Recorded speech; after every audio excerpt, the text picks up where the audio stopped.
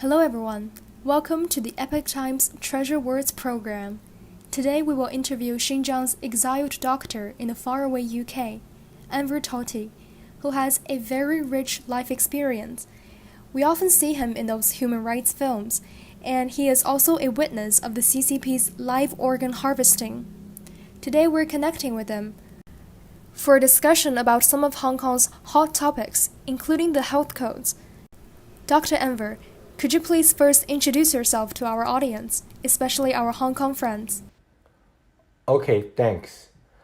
Thank you very much for inviting me to be here. I am also very glad to be with Hong Kong's friends, discussing about our common enemy, the CCP. I was from a city called Hami in East Xinjiang.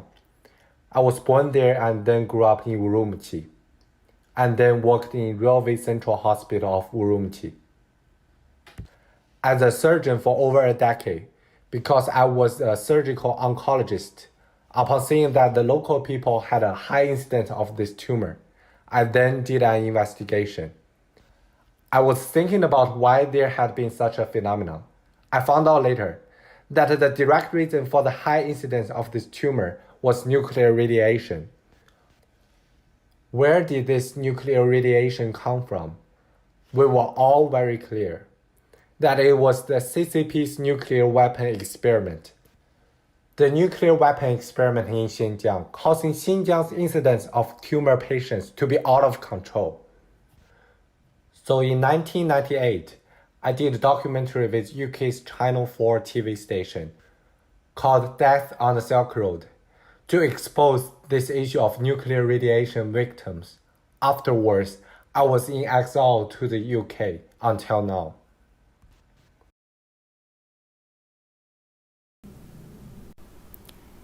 You did such a bold investigation then and made such a documentary. Have you ever regretted that consequently you are unable to go back to Xinjiang where you were born and grew up? It's not true if I say that I don't regret it. But if I were to be given another chance, I would still do so. Because when I was a child, there was a magazine in the mainland called Reader's Digest, in which I once read an article, a translation of an article from abroad, saying somewhere in Europe, I can't remember, saying that someone was attacked. Another person saw it but didn't help. Then the police arrested him, saying that you saw the crime but didn't intervene. You could have intervened, but you didn't. Also, you didn't report to the police. Then you are guilty. I was deeply impacted by this story. That is, when you witness a crime being committed, as a bystander, you are not innocent. While I saw those things, if I had not exposed them, I would have felt oppressed. For example, in 1995, I was asked to go to the execution ground and perform an organ transplantation. I did not have any reaction then. I felt it was quite normal. But since I came to the UK, I started to be exposed to some ideas which cannot be seen in China. I then felt I may have been a killer. Because at that time, I could see Hong Kong's media, Taiwan's media. Then I felt the world is such a marvelous place. Only then did I feel those thoughts of mine at the time back in China were very naive and very stupid, because at that time, it was the same as North Korea. We thought that this great leader and our dear party,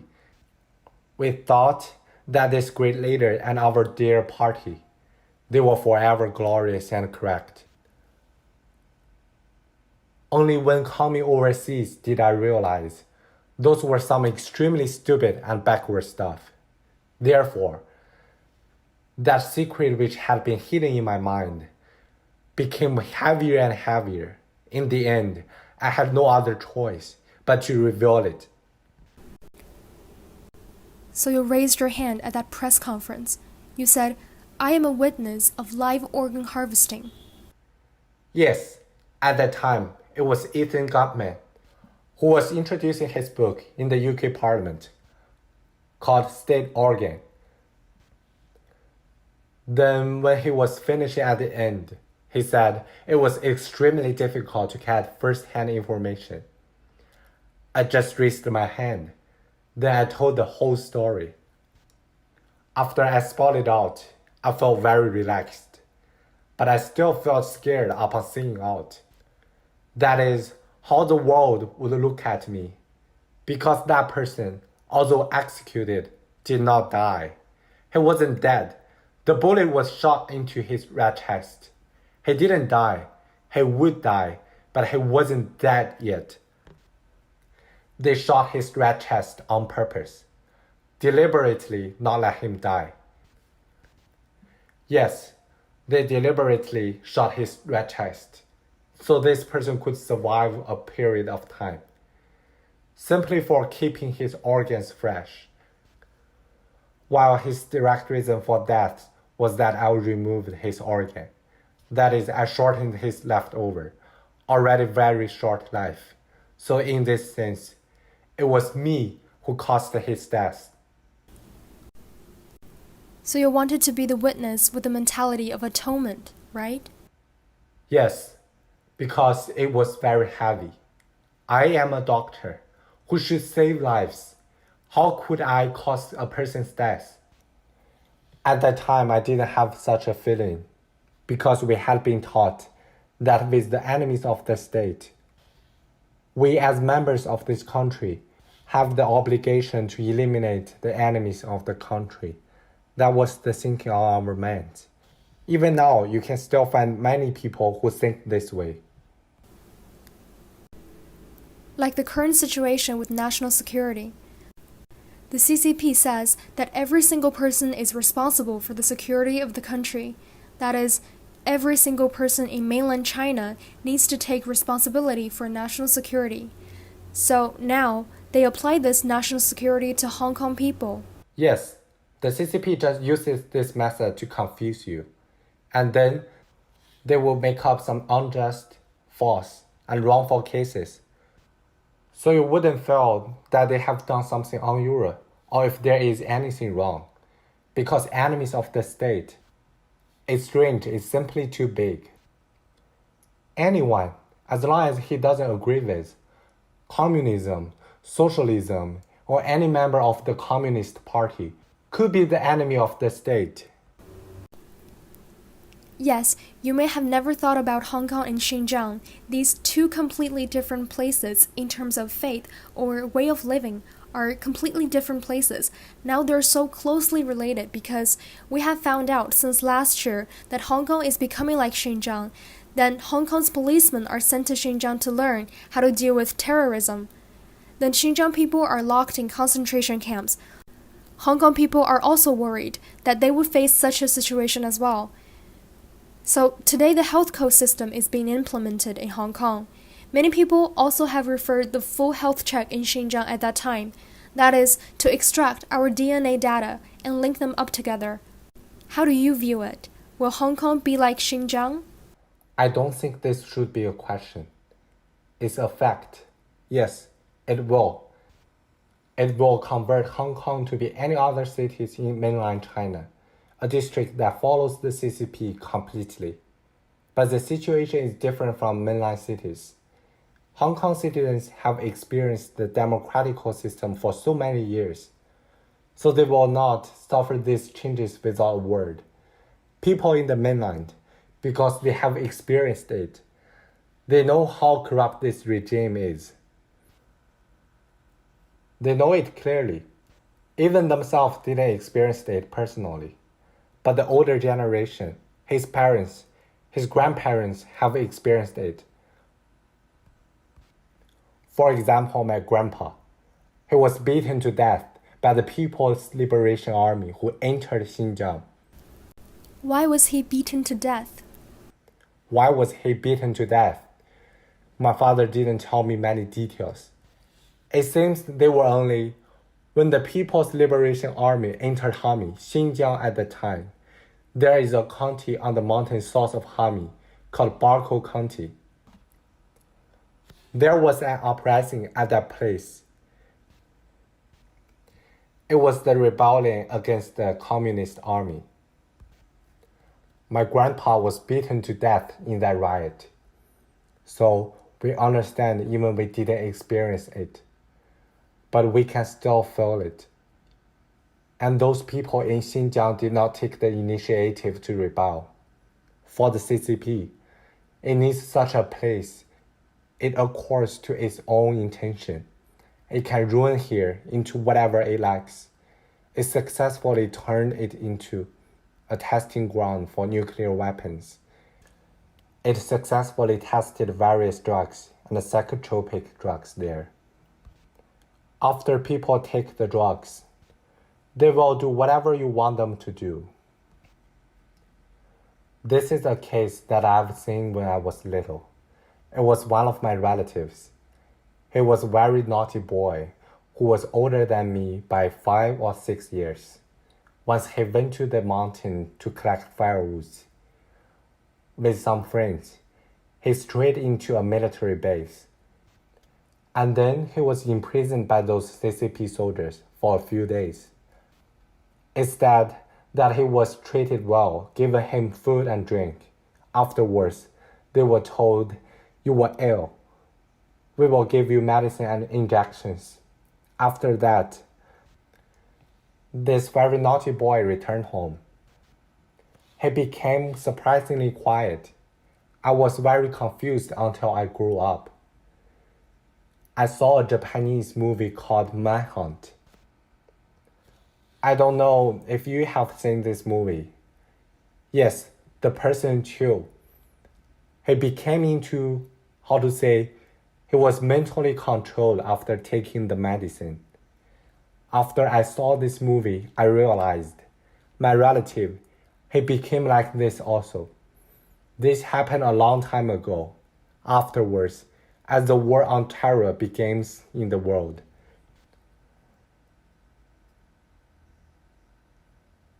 The CCP was invited to anticipate the war on terror.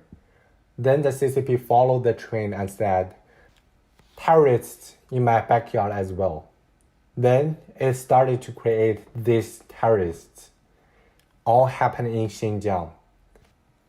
So-called terrorist attack events. I don't believe it. Was any of them planned by Uyghurs? People who joined maybe are Uyghurs.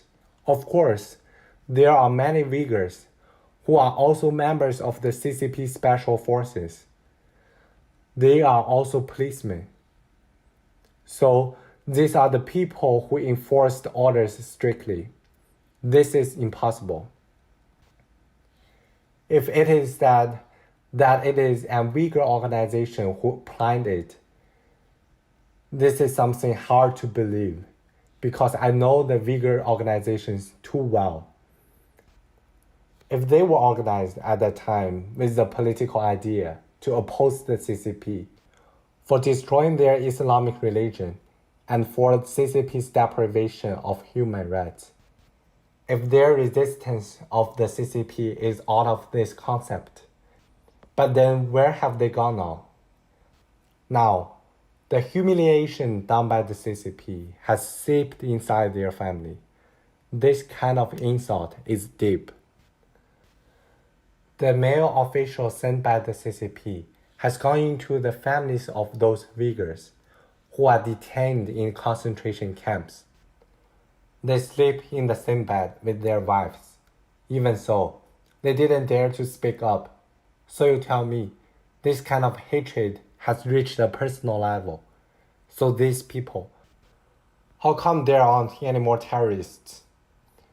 And there wasn't even once any terrorist activity. If they've had it once, then I'm willing to admit that. Yes, Uyghurs have terrorists, but there is no such case. This is a tactic used by the CCP. Yes, they provoked this kind of terrorist attack to tell the general public in China that the people in Xinjiang are terrorists. Then they lock up all the Xinjiang people. Afterwards, they say, "Look, There is no more terrorist activity since they are locked up. By so doing, the mainland Chinese all believe you are capable. This is its real idea. It is deceiving the Chinese people. It doesn't care what the foreigners think of them. That's not important. What it cares about is what the people in China think of it. As long as it can deceive the people in China, that will do. So is Hong Kong. In the beginning, Hong Kong had those undercover CCPs. Those gangsters came in and stirred up trouble. Then let the local Hong Kong people feel that these students may be already bad. Then when the CCP starts to suppress it, the public will say they are rioters. This is a tactic of China. If we don't recognize this thing, then we might one day have it happen to you without you noticing. Now Hong Kong, because of its 1 year of resistance, the Hong Kong people had not been defeated by the CCP. But now the CCP is pushing the Hong Kong version of the national security law, and recently this health code is being implemented for its monitoring. It was suspected of its being used for monitoring. Of course, Hong Kong's chief executive, Sarah Liang, denies it. She thinks it's the doctors who oppose the health code. Someone is targeting and slandering the central government. Can you talk about this health code from your medical point of view? Why is there so much doubt from the outside world? What do you think is its original intention? I think through the application of a case, when this Wuhan pneumonia just broke out in Wuhan, the CCP's media had a report saying they invented a new treatment for Wuhan pneumonia. That is lung transplant. It is changing a lung. After a person's lung is changed, but this lung was not being accepted, procedure failed, another lung was found within 5 hours and transplanted on him. We are thinking, you can go to mainland China and check on the voluntary human organ donation website. I made a check recently. Up until last week, the number of registered voluntary donors is just over 2 million. What is the population of mainland China? That 2 million people account for 0.0014% of mainland China's population. Have a look. It's the lowest in the world, but it has the most organs worldwide. Where did these organs come from? Then this reminds me of 2016, when they conducted a national medical examination in Xinjiang. What's interesting about the national medical examination is the body check is specifically for Uyghurs, no other nationalities. Why? The local people feel thankful for the government's physical examination. I said, you are sick. What does it want to do with your body check? I pointed out then that this kind of physical examination, maybe it is preparing the information for its organ bank. With this huge organ bank and its data on file, when a buyer comes, just check the buyer's blood type and upload it into the computer. You will then know which province and which village has someone who matches him. Then this man will be brought away by the police, saying that he is an extremist. And he will disappear, and you will never be able to see him. Right. Do you think their physical examination is the same as ours? What is its difference from a normal body examination? Right. Do you think their physical examination is the same as ours? What is the difference from a national body examination? It's exactly the same. But the thing about this body check is, the result obtained after the physical examination, you won't know what the CCP is going to do with it. Because after the physical examination, it will know your blood type and all your biological information. It's all under its grasp.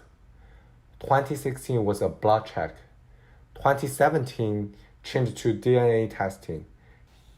DNA can be tested and done by sliding a cotton swab in your mouth. But it continues to draw blood. Then we said that you are deceiving people. You are still doing the database for this organ matching.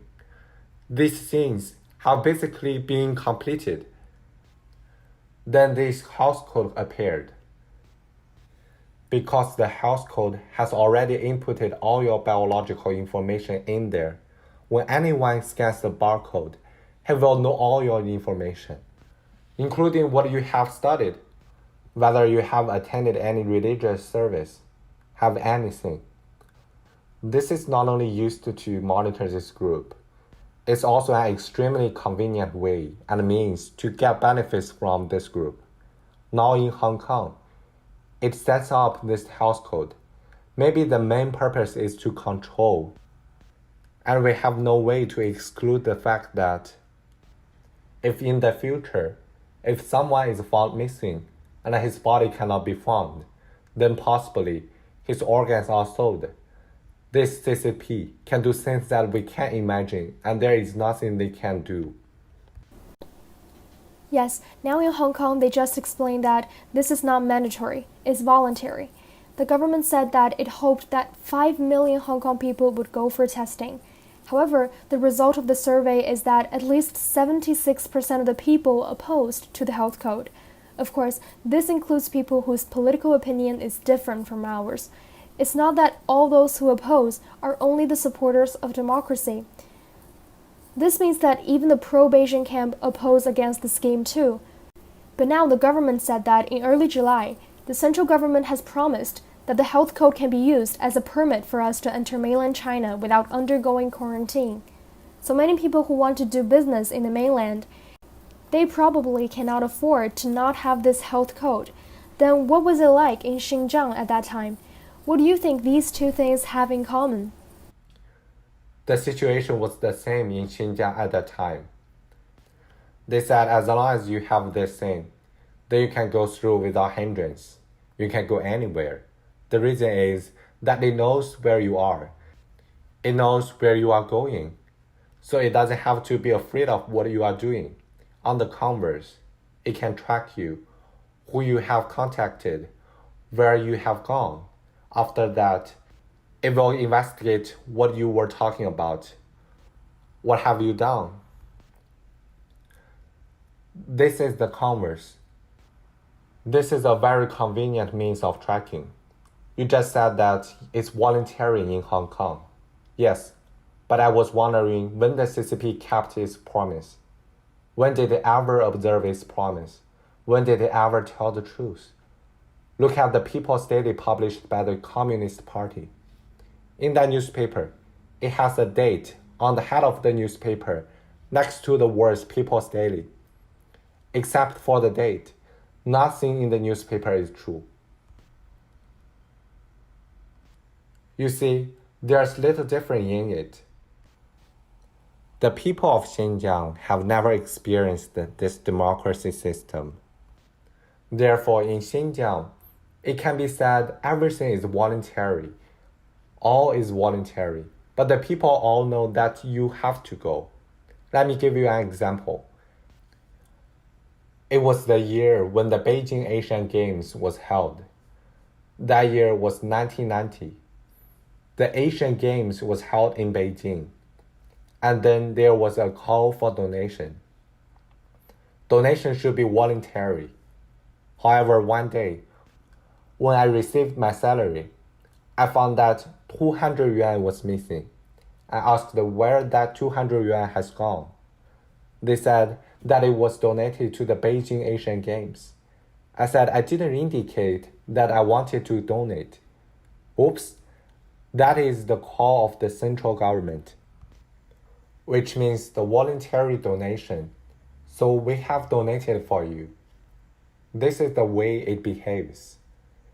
Since the democratic consciousness of the people in Xinjiang and the mainland is not as strong as the Hong Kong people, so in these places, it can use this kind of dignified and brilliant remark to let you donate voluntarily. said that is voluntary, but you know you must go. You have to go. If you don't go, you will be in trouble. And yet in Hong Kong, the Hong Kongers are different, and so the CCP still has some reservations, step by step. So was it mandatory or voluntary in Xinjiang at that time? How did they explain that they wanted to give people this thing? So Xinjiang and Hong Kong are very similar. It will be your turn. As I said, the Hong Kong police are sent to Xinjiang to learn anti-terrorism experience. After the Xinjiang officials are sanctioned, it's the turn of the Hong Kong officials. This DNA test was implemented in Xinjiang a few years ago, and today the health code is implemented in Hong Kong too. What do you think that means now the people in Xinjiang are facing the totalitarian of the CCP? What progress has been made in their awakening? Compared with today's Hong Kong, what inspiration does it have? People from Xinjiang can compare with Hong Kong because Hong Kong was formerly part of the free world.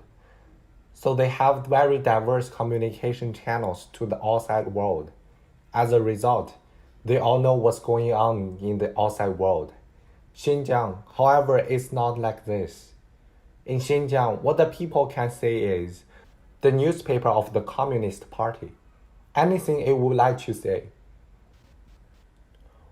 What they can hear is what it allows you to hear. Therefore, don't expect anyone in Xinjiang to be awakened or to be politically conscious. We'd better forget those hopes. Nothing can be done. They are living in an impregnable fortress, or in a, prison inside another prison. That is the place where they live.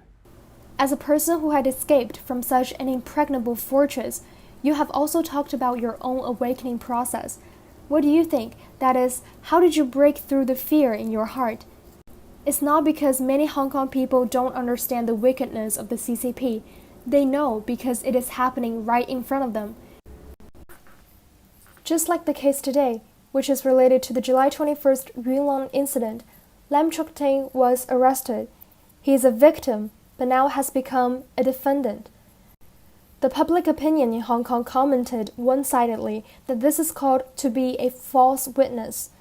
This kind of incident, anyhow, is happening in Hong Kong. Many people would think, I might have to choose silence the next time, just as you say. But how did you come from this silence to speaking out in the public? And then may have come across some fear and worries until now you can continue speaking out. How did you overcome the fear inside your heart? In other words, what do you think is the weakness of the CCP?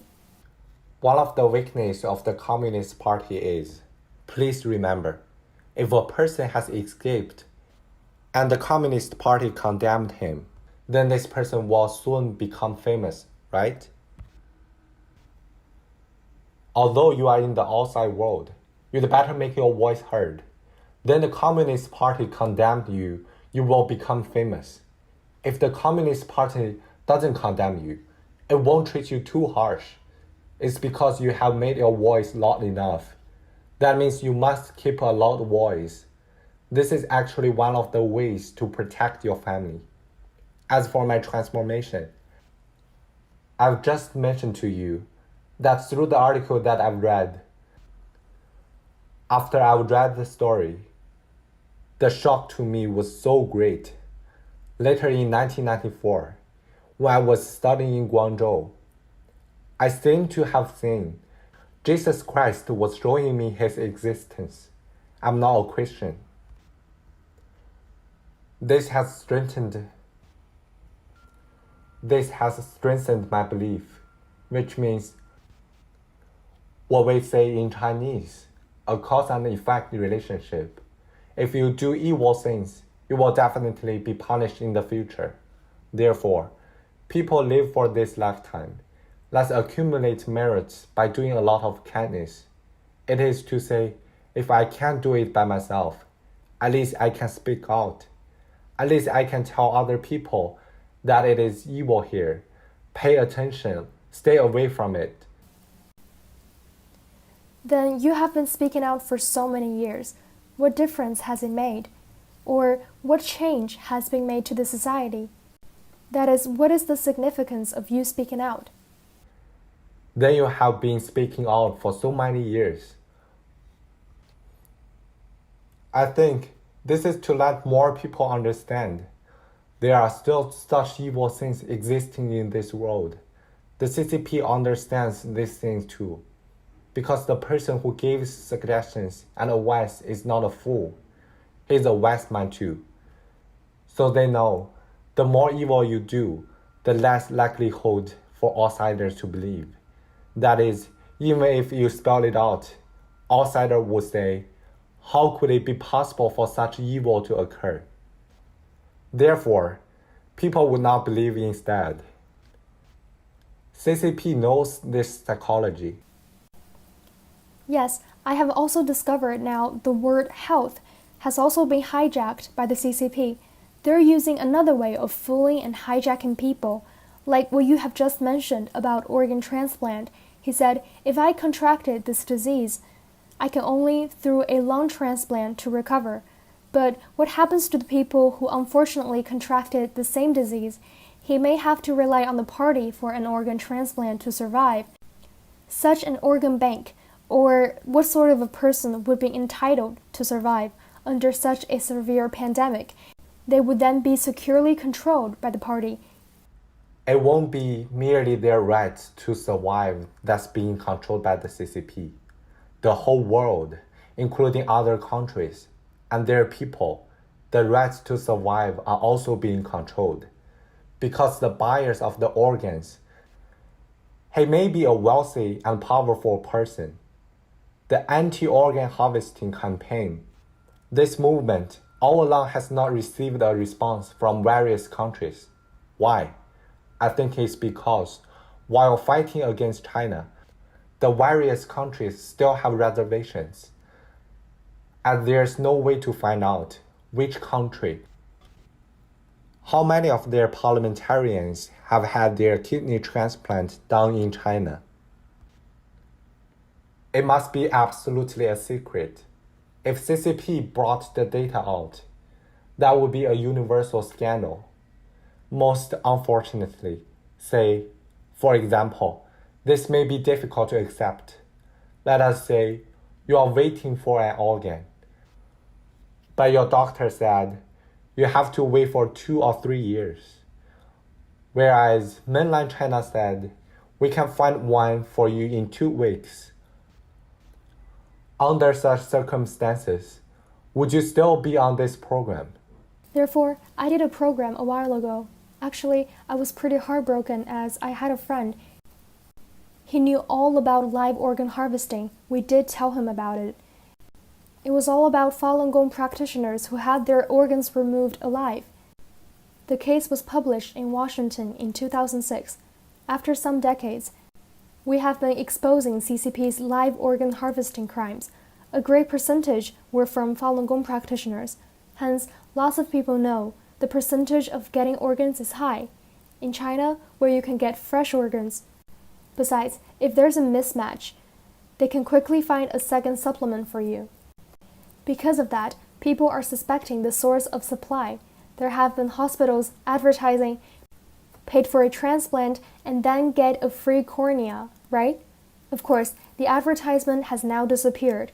At that time, that's what they did. The problem is, when a lot of people whose lives are under threat, they will still choose to go to China for an organ transplant. In the end, that was my friend's choice. After the transplant, he had a rejection. He spent $3 million. In the end, the new organ couldn't be used. They had to put back his old organ, having to go through all the agony. That's what we call cause and effect. What I want to say is, whatever happens, your life in front of you is something you can see. But what you don't know is that your life is a long revolving river. Your life may transmigrate to your next life. All those of us who have beliefs will look at this way. What you do now possibly goes against the principles of heaven. There could be a retribution. You may not know why it had happened. I don't know how you looked at the prisoner at that time. He died like that, but you may in your dreams see him. He could tell you something. he would reflect his personal story to you, right? Yes, I understand that. That's what happened. Yes, I think, how to put it, as an individual, a human, he has the rights to seek to live on. That is, as long as there's hope. He won't let go if he had walls and power.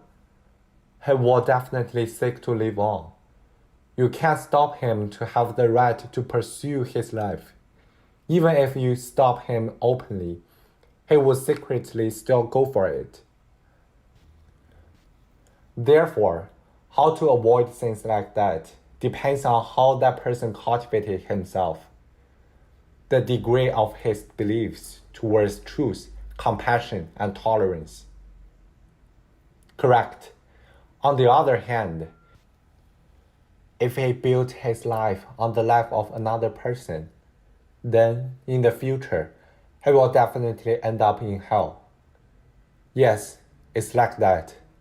And the person whose organ was taken away by him will definitely be waiting for him. Coming back to what we said, who would still, knowing well the sinister of the CCP, still cooperate with them? Then that is your choice. The end result would be, it would be too late when you understand the whole thing. Actually, going through darkness, we will see the glory of virtue, isn't it? Due to time constraints, I am extremely happy to share so much with you. I feel, as viewers of my program, I would say it is an issue worth of our consideration. Regardless, however dark a period we're going through, the human moral and his glorious nature will forever be the winner. Regardless of what you have seen, if you don't expose it, in fact, you're condoning evil. Right. That's what it is. Because when your neighbors were caught, you didn't voice a complaint. You didn't voice out. When your brother or sister was caught, by the time when you are caught, no one will speak for you. Thank you.